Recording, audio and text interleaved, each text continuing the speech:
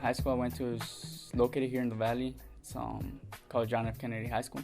The person who told me to apply to higher education, to apply to CSUN, to apply to colleges, to apply to EOP was my counselor. She mentioned to me that EOP would help me in that transition of being a high school student into being college material. It helps out low-income families. It helps out people who need the help. And obviously, I was in that state. I was in that position where I needed help. I know I wanted help, and I wanted to do it for someone, for my neighborhood, for my family, for someone besides myself. I got my motivation out of having friends die, so out of failures, out of having other people fail. So that's how I always saw myself, as failing.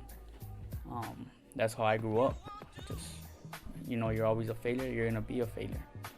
By being a Chicano, by being brown, by being minority, by being gang affiliated. It's just, I was always at the bottom. So having that one person, like, if you're not gonna do it for yourself, do it for me. I just applied, and luckily, I actually got accepted.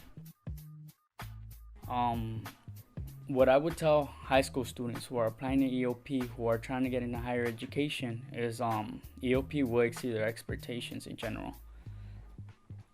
It will make the transition from being a high school student in a college education, it would just make it that much better. They will know that they don't have to go through it alone. Everything that EOP is said to do, everything that they say they will do, they do it.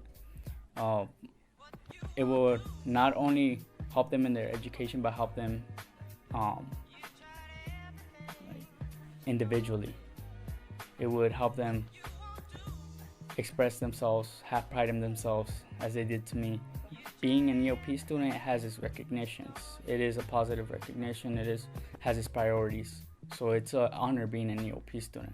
I am proud of being an EOP. I'm David Contreras, Covachino, and I'm EOP.